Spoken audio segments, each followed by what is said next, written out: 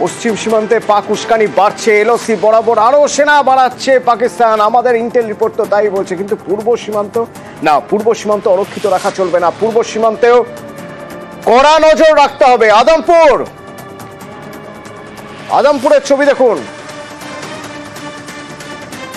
BAP Adampur, এই আদমপুর সীমান্ত মালদার কি অবস্থা, কতটা কড়াকড়ি এখানে।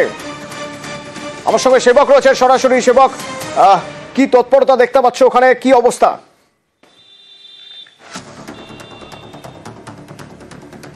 দেখো, মালদহের যে আদমপুর সীমান্ত, সেই সীমান্তে কিন্তু কার্যত সর্বোচ্চ সতর্কতা এই মুহূর্তে। গত কয়েকদিনে বিএসএফ এর যে টহলদারি তা কয়েক গুণ বাড়ানো হয়েছে।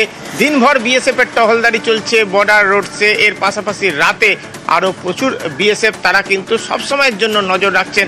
এখানে মহানন্দা নদীর ওপারেই রয়েছে বাংলাদেশের রাজশাহীর ভোলাহাট এলাকা। এই সীমান্তের গুরুত্ব এখানেই যে 2005 সালেও এখানে দুই বাহিনী বিএসএফ আর বিডিআর এর মধ্যে ব্যাপক গোলাগুলি হয়েছিল। টানা দুদিন ধরে যুদ্ধের পরিস্থিতি কার্যত তৈরি হয়েছিল। একাধিক বাংকার করতে হয়েছিল সীমান্তে।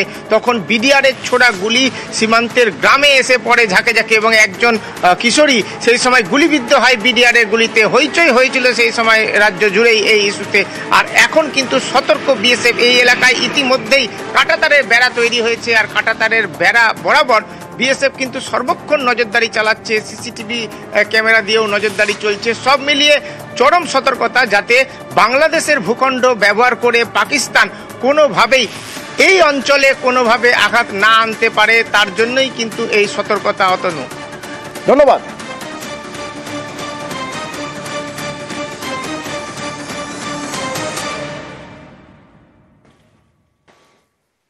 কোন রকম ভাবে ভারতের উত্তর পূর্বের সীমান্ত যদি আক্রান্ত হয়, সেখানে যদি কোন রকম সহায়তার প্রয়োজন হয়, তাহলে বেস ক্যাম্প হাসিমারায় রাফাল আছে। প্রয়োজন হলে রাফাল নিয়ে যাওয়া যাবে উত্তর পূর্ব পর্যন্ত। প্রয়োজন হলে সেনার জন্য যে কোনো প্রয়োজনে এখান থেকেই বায়ুসেনা চলে যাবে উত্তর পূর্বে। তো এই হাসিমারার কতটা ভাইটাল, কতটা গুরুত্বপূর্ণ, স্ট্র্যাটেজিক্যালি কতটা মারাত্মক, কতটা স্পর্শকাতর এই হাসিমারা বেস ক্যাম্প, তার চারপাশে নিরাপত্তা বলয় আরও কড়া হয়েছে। এখান থেকে রয়েছেন আমার সঙ্গে রকি, সরাসরি একবার কথা বলবো। রকি, এমনিতেই হাসিমারার নিশ্চিত নিরাপত্তা থাকে, কিন্তু যে পরিস্থিতি তৈরি হয়েছে তাতে স্পর্শকাতর হাসিমারা বেস সুরক্ষিত করার জন্য কি কি তৎপরতা নজরে আসছে?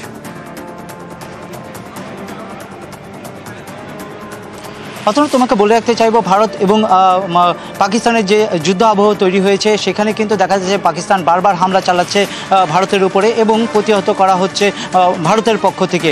সেই জায়গায় দাঁড়িয়ে নিয়ে কিন্তু বায়ুসেনা একটা বড় দাবিদার কিন্তু এই ক্ষেত্রে, কারণ আমাদের ভারতবর্ষের বায়ুসেনাই কিন্তু সবার প্রথমে এই সকল যে বাইরের দেশ থেকে হামলা হয় তা প্রতিহত করে থাকে। তুমি যেটা বললে, আমাদের যে ডুয়ার্সে রয়েছে বায়ুসেনা, তা কিন্তু অত্যন্ত গুরুত্বপূর্ণ, কারণ পাশেই রয়েছে ভুটান, তার পাশে রয়েছে চীন, এক পাশে নেপাল, আরেক পাশে বাংলাদেশ। এক্ষেত্রে কিন্তু দেখা যাচ্ছে যে যদি কোনো রকমভাবে এই চিকেন নেক অথবা এই উত্তর পূর্ব এলাকায় কোনো রকমভাবে হামলা হয়, তো অতি সহজেই ডুয়ার্সে থাকা এই যে বায়ুসেনা তা কিন্তু অতি শীঘ্রই সেখানে পৌঁছে যেতে পারে। সময় বেশি হয়তো লাগবে না, 5 থেকে 10 মিনিটের মধ্যে ঘটনাস্থলে পৌঁছে যাবে এবং প্রতিহত করতে পারবে যে কোনো ধরনের পরিস্থিতির। এর পাশাপাশি বলে রাখতে চাইবো তোমাকে, এই যে অস্থির পরিস্থিতির সৃষ্টি হয়েছে, তার ফলে কিন্তু যে সকল পড়ুয়ারা বাংলাদেশ থেকে এসেছিলেন তারাও কিন্তু বাড়ি ফিরতে শুরু করেছে। কারণ পাহাড় এলাকায় যে সকল কালিম্পং, দার্জিলিং এলাকায় যে সকল স্কুলগুলি রয়েছে, সেখানে কিন্তু ছাত্রছাত্রীরা পড়তে এসেছে এবং যে সময় জুন মাসে ছুটি দেওয়া হয় তার আগেই কিন্তু ছুটি দেওয়া হয়েছে বলে দাবি ছাত্রছাত্রীদের। কারণ তাদের মুখে কিন্তু একটি আতঙ্কের ছাপ রয়েছে। তারা যাওয়ার পূর্বেই কিন্তু বলছে তার পরিবার থেকে বারবার ফোন করছে। আতঙ্ক না হলেও, আতঙ্কের কোনো কারণ নেই, কিন্তু আতঙ্ক না হলেও ধন্যবাদ রকি, সতর্ক তো থাকতেই হবে। সতর্ক থাকতে হবে তার কারণ ব্যাংডুবিতে যে সেনা ছাউনি, সেখানে তো চোরেদের আনাগোনা। ব্যাংডুবি সেনা ছাউনিতে চোরেদের আনাগোনা সেখানে। সুতরাং এই স্পর্শকাতর জায়গাগুলো নিয়ে সতর্ক তো থাকতেই হবে। বিশ্বজিৎ রয়েছে আমার সঙ্গে সরাসরি। বিশ্বজিৎ, কি অবস্থা সেখানকার, কাকে ধরা হলো, তার বিরুদ্ধে কি অভিযোগ, কি করছিল সে?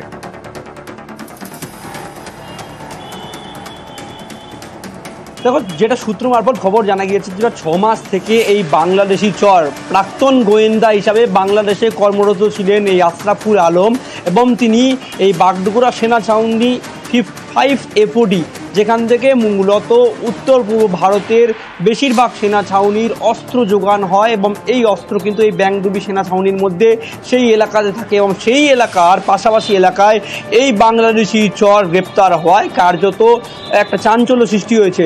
এই বাংলাদেশি চর কিভাবে এখানে এলো তা নিয়ে কিন্তু যথেষ্ট প্রশ্ন উঠতে শুরু করেছে। 6 মাস থেকে কি এই এলাকায় এই চর ঘুরে বেড়াচ্ছিল? কেউ কি নজর দিচ্ছিল না? যেহেতু সাধারণ বাসিন্দারা এই বাসিন্দাকে আশরাফুল আলমকে দেখে সন্দেহ হয়, তারপর সেনাবাহিনীকে জানায়, এবং দীর্ঘক্ষণ জিজ্ঞাসাবাদে কথায় অসঙ্গতি পাওয়া হয়, কিন্তু পুলিশকে তুলে দেওয়া হয়। কিছুক্ষণ আগেই শিলিগুড়ি আদালত প্রায় 4 দিনের পুলিশ হেফাজত দিয়েছে। এই যে চর, এই চরের তিনি এখনও কি বাংলাদেশের সেনাবাহিনীর সঙ্গে গোপন তথ্য পেশ করতো কিনা, বা এখানকার তথ্য নিয়ে অন্য জায়গায় দিত কিনা, সেদিকেও কিন্তু লক্ষ্য রাখা হচ্ছে। 4 দিনের পুলিশ হেফাজতে কিন্তু এই চরকে জিজ্ঞাসাবাদ করে তথ্য জানবে পুলিশ। ধন্যবাদ বিশ্বজিৎ।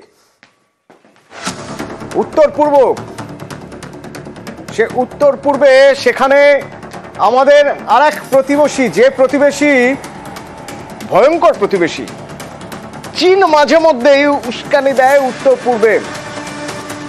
তো সিকিম, উত্তর পূর্বের এই সীমানা সুরক্ষিত রাখতে গেলে সেখানে যে সেনারা রয়েছে তাদের কাছে সহজে রসদ পৌঁছে দিতে গেলে দরকার সড়ক পথ। ডুয়ার্সের মধ্যে দিয়ে নতুন সড়ক পথ তৈরি হচ্ছে। পাহাড় জঙ্গলে ঘেরা ডুয়ার্স, এর মাঝেই তৈরি হয়েছে রাস্তা। পাহাড় এবং জঙ্গল কেটে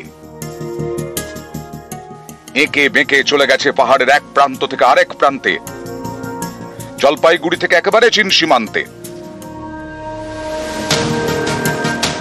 জলপাইগুড়ির বাগড়াকোটে পাহাড় কেটে তৈরি হয়েছে এই রাস্তা সেনাবাহিনীর জন্য, যাতে সহজেই চীন সীমান্তে থাকা BSF জওয়ানদের কাছে লজিস্টিক সাপোর্ট পৌঁছে দেওয়া যায়। এই এলাকায় সেনাবাহিনীর হাত মজবুত করার অন্যতম প্রধান কারণ চিকেন নেকের ওপরে কড়া নজরদারি। কারণ বরাবরই চীনের নজরে উত্তরবঙ্গের শিলিগুড়ি করিডোর, যা চিকেন নেক নামে পরিচিত। ভৌগোলিক অবস্থানের কারণে চিকেন নেক অত্যন্ত গুরুত্বপূর্ণ স্ট্র্যাটেজিক পয়েন্ট। চিকেন নেকের একদিকে নেপাল, আরেকদিকে বাংলাদেশ।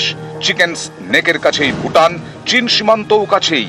উত্তর পূর্ব ভারতের 7 রাজ্যের সঙ্গে দেশের মূল ভূখণ্ডের যোগ একমাত্র এই চিকেন নেকের মাধ্যমে। বিশেষজ্ঞরা মনে করছে পাকিস্তানে যে সামরিক বাহিনী রয়েছে তারা বাংলাদেশের মাটি ব্যবহার করে ভারতের ভূখণ্ডে হামলা চালাতে পারে, তাই উত্তরবঙ্গের চিকেন নেকের উপরে কিন্তু নজরদারি বাড়ানো হয়েছে। আঁটো নিরাপত্তা ব্যবস্থা করা হয়েছে। এই চিকেন নেকের উপরেই কিন্তু দীর্ঘদিন ধরেই লাল ড্রাগনেরও নজর রয়েছে। চিকেন স্নেক হাতছাড়া হলে ভারতের মূল ভূখণ্ড থেকে বিচ্ছিন্ন হয়ে যাবে উত্তর পূর্ব ভারতের 7 রাজ্য।